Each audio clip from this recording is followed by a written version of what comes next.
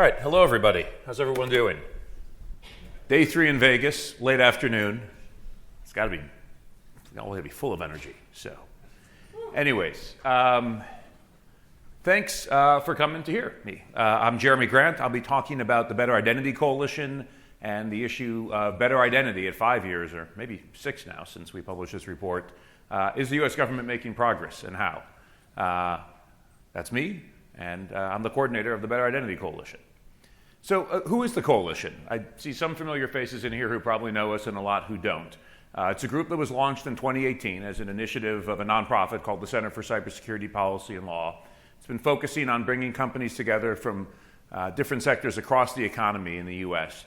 to develop and advance consensus-driven cross-sector policy recommendations and solutions to promote the development of better solutions for ID verification and authentication. And as government's looking at this issue from a lot of different facets, we're trying to bring together different voices to be a partner and to help. Our members are largely driven by companies that I would say are buyers of digital identity solutions. So you can see the members here, heavy in financial services. CVS Health was a founding member, and a lot of other health firms have been interested in it. Microsoft on the tech side. But we also have a lot of vendors at the table, although I always point out the vendors often end up being second-class citizens might be too strong of a word, but we try not to be the voice of the identity industry, but rather, the economy overall in different sectors in terms of talking about what we think is needed to up our game here. So we formed in 2018, actually started in the wake of the Equifax breach in 2017, when there were a lot of questions around the implications of so much identity data being lost. And in the middle of 2018, we published a policy blueprint laying out 5 core areas where government can and should help, along with a very specific action plan saying, here's who needs to do what in both Congress and the executive branch. At the core of the blueprint was the idea there isn't any single action or initiative that's going to solve identity, but the thought was, taken as a package, if this policy blueprint's enacted and funded, it's going to make things significantly better. And we really focused on 5 key initiatives. The first was how we can actually have the government prioritize the development of next-generation remote ID proofing and verification systems. How do we change the way we use the SSN, thinking about it not just as an identifier and an authenticator, 2 things, helpful on one side, kind of useless in the latter. Try to rethink, our panic every time SSNs are compromised. Could we start focusing on the fact that they haven't been secrets in years, and maybe we should rethink our relationship with it. Because the SSN's a terrible authenticator, and so are passwords and some legacy MFA, how can the government promote and prioritize the use of strong authentication? Because we're not operating in a vacuum, how can we engage internationally across the globe with other partners to try and coordinate and harmonize where possible? And how can we educate consumers and businesses about better identity? And with remote identity proofing, we really put forward a core idea that I think changed the conversation a little from some of what I thought have been stale conversations in Washington. I'm based in Washington, D.C. I've lived there for 27 years in a mix of industry and government roles. So not calling for a national ID card, but trying to just look at digital counterparts or ways to use the IDs that we already have today from federal, state, and local officials in the digital world. The idea that we put forward was, look, if I already went through the process at the DMV or with the State Department and the Post Office to prove who I am, can I ask that agency to vouch for me when I need to prove who I am to another party? And so we called for our legacy paper and plastic-based systems to be modernized around a privacy-protecting, consumer-centric model that would allow any of us to ask any agency that issued us a credential to stand behind it in the online world by validating the information from that credential. So the blueprint was released in 2018, and I think we can say it had some impact. For starters, it helped change the discussion in Washington on digital identity, started to get policymakers to think about things a little differently, drove some new initiatives. There's a bipartisan bill, which unfortunately hasn't passed Congress, but has at least made it through committee in the House and Senate the last couple of Congresses, called the Improving Digital Identity Act. The standards-related portions of the bills, the things we called for NIST to do, were included in a broader reauthorization of NIST and the Chips and Science Act that passed 2 years ago. And we've emerged as the place where a lot of parties in government come for ideas and collaboration and partnership to talk around digital identity. So 5 years is a long time, really 5.5 by the time we released this updated policy blueprint. So back in January, we released, as it's called, Better Identity at 5.5 years, an updated blueprint for policymakers. That was trying to take into account some things have changed. 5-6 years is a long time when it comes to both policy and technology. Some parts of the blueprints have been enacted. The environment's changed a little bit since we tackled this last in 2018. We also thought it was important to put a report card out that graded the government on each of our initiatives and how well they had done, along with some of the individual action items underneath it.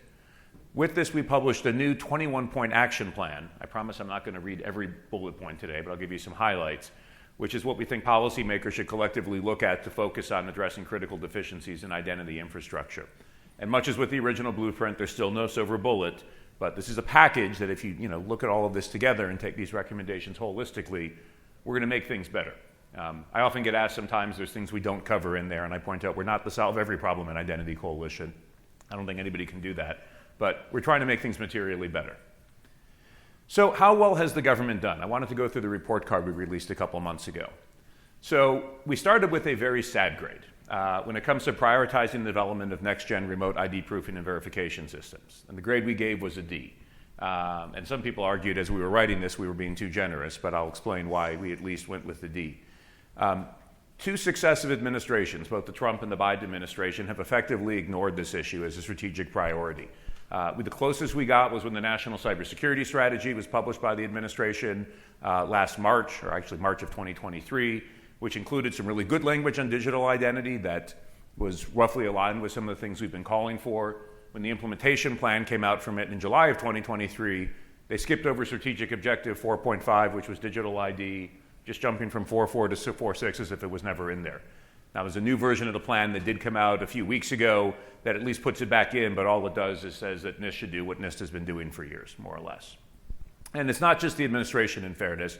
Congress has had a few opportunities. They've come very close to passing the Improving Digital Identity Act, but it's just never quite cleared Congress. There's a couple individual members who have been blocking action. Our current federal efforts are really focused on trying to solve remote identity proofing sort of in a silo or different silos. So for government benefit programs or other one-off sector-specific use cases, rather than looking at addressing shortcomings in broader digital identity infrastructure and then enabling cross-sector solutions. And so it's not that this issue is not getting attention, it's just getting attention without looking at the underlying problem. With this, as we are starting to see things like portable digital credentials emerge or age verification solutions or MDLs, we don't really have an overarching vision of what good looks like with digital identity or how to actually get the country there. Or for that matter, what bad looks like and what the outcomes are we want to avoid and how do we put proactive steps in place now to make sure that we get more of the good and less of the bad. One of the things we called for in our original policy blueprint was $1 billion spread out over 5 years in grants to the states. We really put a lot of focus on the role that the DMV can play as the place most Americans already go today in person at some point in their life to get vetted to get a driver's license, which works in the physical world but not very well in the digital world. And we said, look, if we can actually invest strategically some dollars in the states over the next 5 years and tie it to NIST standards and guidance and best practices, we can really jumpstart the creation of multi-use digital identity infrastructure. A lot of the message in Congress has been, well, $1 billion, that's just a ton of money. There's way too much money. Although one of the things we analyzed in this report card was well over $1 billion has been spent on different identity initiatives and silos over the last 5 years. We have the money, we're just spending it in the wrong places. Now, on the bright side, what kept this from being an F and got them to a D was there's some good efforts underway at NIST. There's some great efforts underway at DHS, Science and Technology Directorate, and the TSA to start to put some foundational elements in place to support better identity solutions, better standards, work on mobile driver's licenses, valuations of the performance of remote ID proofing technologies. And I mentioned Congress picked up the NIST portions that we suggested in our blueprint and put them in the CHIPS and Science Act. So some little things here and there. But overall, this is probably the saddest grade in the blueprint in that we think this is just getting ignored now at a time when identity-related cybercrime is skyrocketing, and we're, as you've heard probably 18 times by now in this conference, Gen AI is only going to supercharge a lot of those attacks over the next few years.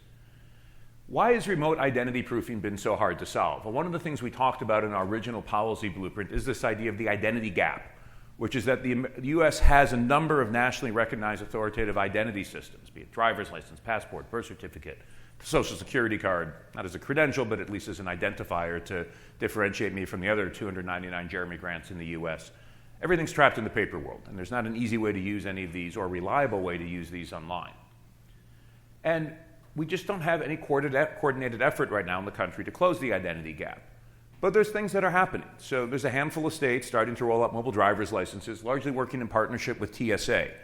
All of the focus right now with the standards and where the government has been doing stuff, with the exception of a new project NIST recently launched, has been focused on the in-person use cases. How can I use the ID on my phone to clear a TSA checkpoint or buy a beer? What I would call the nice-to-have things, but not necessarily solving any critical problems for the country.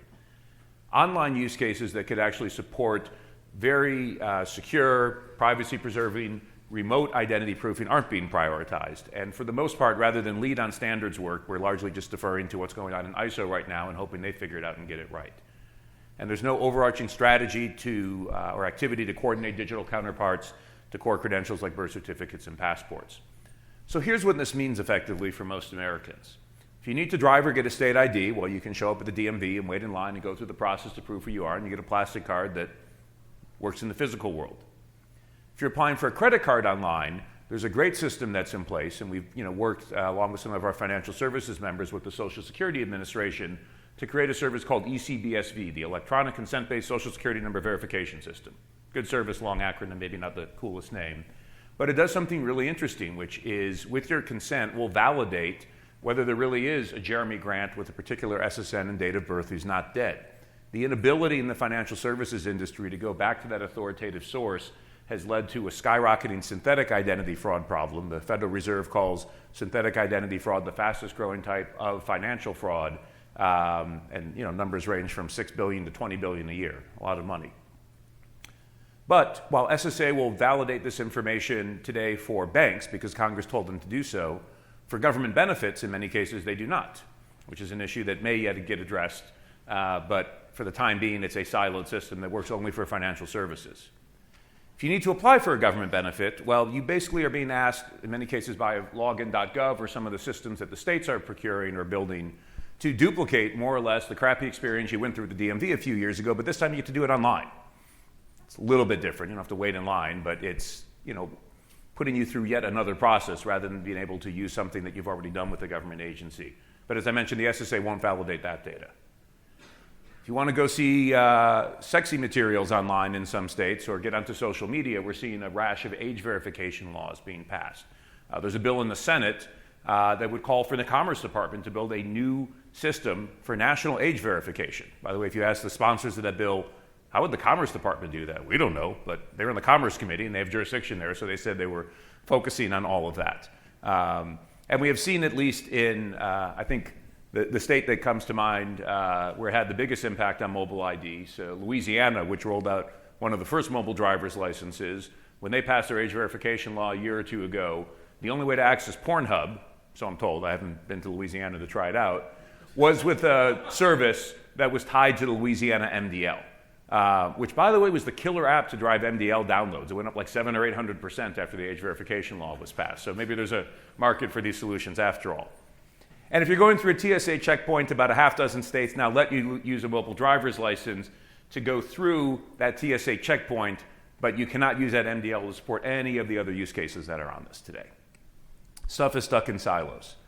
So meanwhile, I talked about a few slides ago how we were formed as a coalition after the big Equifax breach that happened in 2017. There was a hearing the House Energy and Commerce Committee had on this topic. And it was when they were starting to think about the implications of breaches. And what they basically said is, look, we keep having these big mega breaches, and for a little bit, we focus on them and we yell at the CEO or the company that it happened to. But what we're seeing is this trend of so many breaches happening, and they're getting bigger and bigger, and more data is being stolen. And we're basically seeing adversaries, malicious actors, combine multiple stolen data sets into one, which then enables them to obtain more complete packages of identity information. And some of the ideas that came out of this hearing was, I think this is only a problem that's been exacerbated since 2017, but it fueled some of the ideas that we had in our policy blueprint. Shifting to a second initiative with a better grade, changing the way we use the SSN, we gave the government a solid B here. I think this is actually one of the ways that we've had the most impact in Washington, is just getting policymakers to understand that the SSN is not one thing, it's two. It's designed as an identifier, but we've been using it as an authenticator. And it's the latter use that really poses the biggest risk. SSNs aren't secrets, they haven't been in a long time. We've just had too many breaches, it's out there, it's not coming back. So it's actually really useful as an identifier for a whole bunch of reasons, but let's at least stop using it as an authenticator. I think the value of government services that can validate the SSN tied to other personal information, like the ECBSV system, is now widely embraced.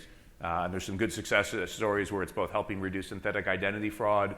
ECBSV is also, interestingly, providing a lift, we hear from a lot of our banks, of maybe around 2% in new credit applications being approved, primarily for people who have a thin file. Let's say I'm a 19-year-old who's never had credit, and they're processing something, say, with the credit bureaus, and they're like, maybe this person's real, maybe they're not. The strong signal that they're getting from the SSA is helping to push from maybe to yes in a number of cases. Again, 2% maybe isn't a meaningful number unless you're one of the 2% of Americans that can more easily get credit now because of it. So this isn't just a security and fraud issue. But as I mentioned, SSA is not providing these services to every other sector that could benefit from them. And without getting into too many details, SSA's execution of the program in terms of response times, helping parse false match rates, the fee structure has gone up about 20 times. They haven't increased it 20 times from what the original cost was to what it is today, has gone up significantly, has made it a lot less economical. And so we're actually seeing banks using the system less than they were a couple of years ago as transaction volumes are falling. The 1A we gave was to the government on MFA. This is an area where, it was funny, we released this in January, and then Eric Goldstein, the number 2 at CISA, came and spoke, and he said, you gave us an A? Really? Has it been that good? But we said, look, we didn't call for you to ensure MFA is used everywhere. We said you should promote and prioritize the use of strong authentication. And here, the White House and CISA have led some really robust efforts to promote multi-factor authentication nationally. They've leaned forward into the use of phishing-resistant MFA like FIDO, which can stand up to some of the attacks we're seeing that'll compromise some legacy MFA like one-time passcodes or push notifications. This is a graphic from CISA's More Than a Password campaign. They've done a good job here. We have a lot more work to do, but we thought it was good to give credit where credit was due. On the international side, we gave them a B-. This was kind of a funny one. Treasury did something we specifically asked them to do, which was to engage proactively in the Financial Action Task Force, which is a standards body made up of financial regulators across the globe that basically puts the rules in place that different banking regulators then push down to their financial institutions around KYC processes, anti-money laundering, things like that. They jumped in and led an effort that was published in 2020 to put out robust digital identity guidance. NIST has led some great efforts with the Trade and Technology Council that was established to coordinate with the European Union. There's a G7 paper that highlighted the importance of digital ID in building trust and sharing best practices.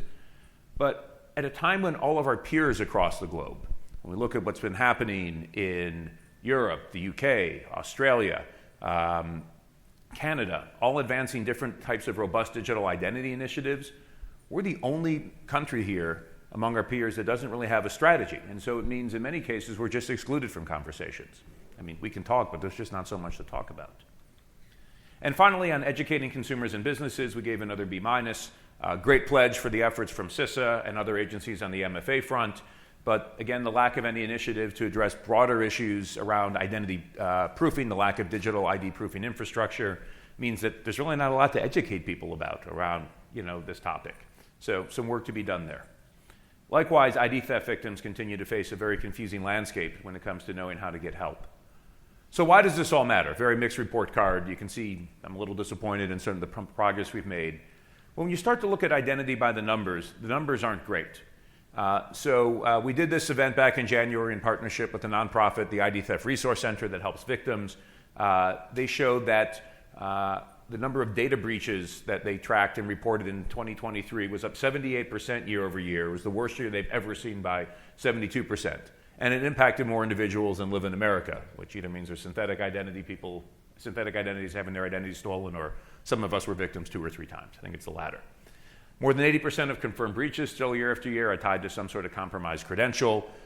FinCEN, I don't know if some of you had a chance to meet Kay Turner, who's out here this week. They released a report a few months ago analyzing all of the suspicious activity reports that banks file every year, where they see a suspicious transaction that's probably a sign of something that's criminal or fraudulent. In 2021 alone, there were more than $212 billion in transactions tied to failures in the identity verification process.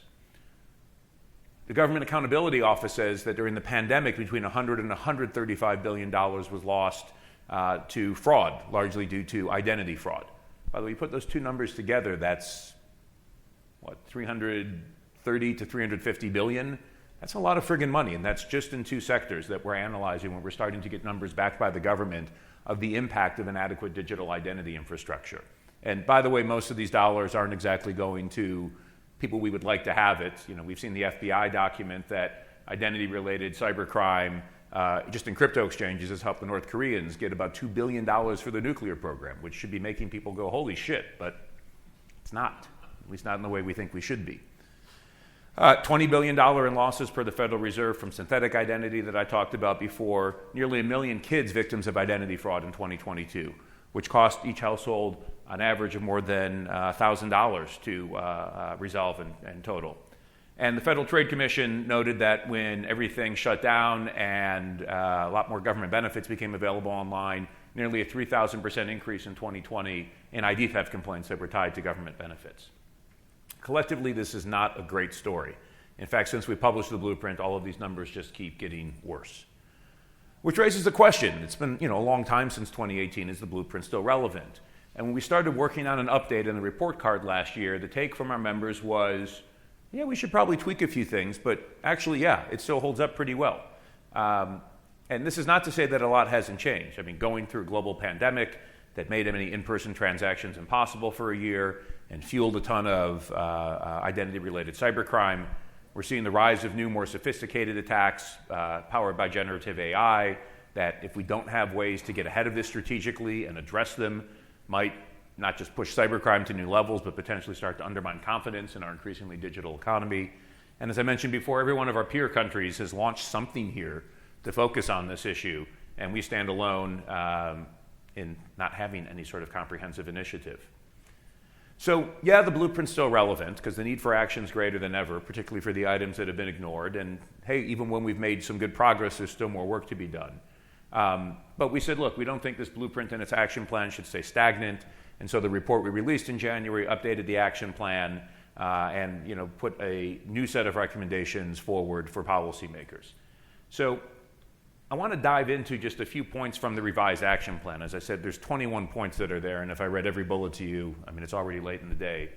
But a few things. One, we reiterated our call for the White House to essentially establish a task force that would bring together federal, state, and local agencies that are all in the identity space, along with other key stakeholders, to develop a coordinated plan to close that identity gap that I talked about before, and come up with that high-level vision of what good looks like in a way that can promote security and equity and privacy and interoperability.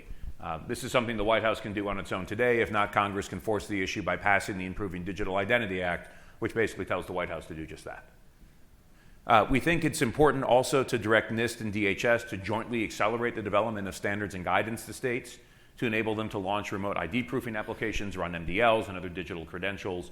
And as part of this, we think we need to sort of flip the current model on its head. We're prioritizing the TSA in-person use case and instead make digital the priority. And we reiterated our call to create a new grant program to states to help them accelerate their migration to becoming digital ID providers. And the idea would be that we would tie the dollars to following NIST guidance that they're actually already starting to work on right now around MDLs, so that the dollars are the carrot, the NIST stuff sort of provides the hook to make sure that we're actually setting a strong bar in every state for security and privacy and equity. We also reiterated a call from our original blueprint that 10% of any grant dollars should be used to support what we call identity inclusion efforts, recognizing that as we're accelerating to digital, there's a lot of people wherever you live that can't even get a physical credential today for whatever reason, mostly because they're poor and they just don't know how to get a foundational document that could allow them to get the next one. And so we think it's really important, if we start to put money into the states, we're not leaving behind those who can't easily get foundational physical IDs today. A couple things from the next page. We are asking the State Department to offer options of getting sort of the equivalent of an MDL, but as a passport. This was something we didn't focus on much in the original blueprint, but because the states are moving very slow. Look, state, even if it's only 45, 50% of Americans that have a passport, that's a lot of people you could get a portable digital credential to quite quickly. We also urged Congress to pass a new bill, which my friend Matthew Spence helped draft when he was working as a Tech Congress fellow for Senator Cassidy, the Post ID Act, which would formally authorize the Postal Service to offer in-person ID verification and related services for the private sector. So that, say, if you're trying to prove who you are online to a bank, which I tried to do with an all-digital bank a year ago, to open a new savings account, and they couldn't figure out if it was me, well, as a backup, I could go to the post office, and they might be able to get me through the process.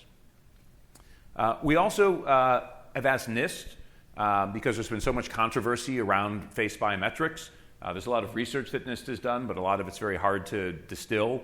And so we think that they could simplify it by creating a publication that basically says, look, of all the biometric algorithms we've tested, these are the ones that, call it the magic quadrant, a very high threshold for both accuracy and also equity.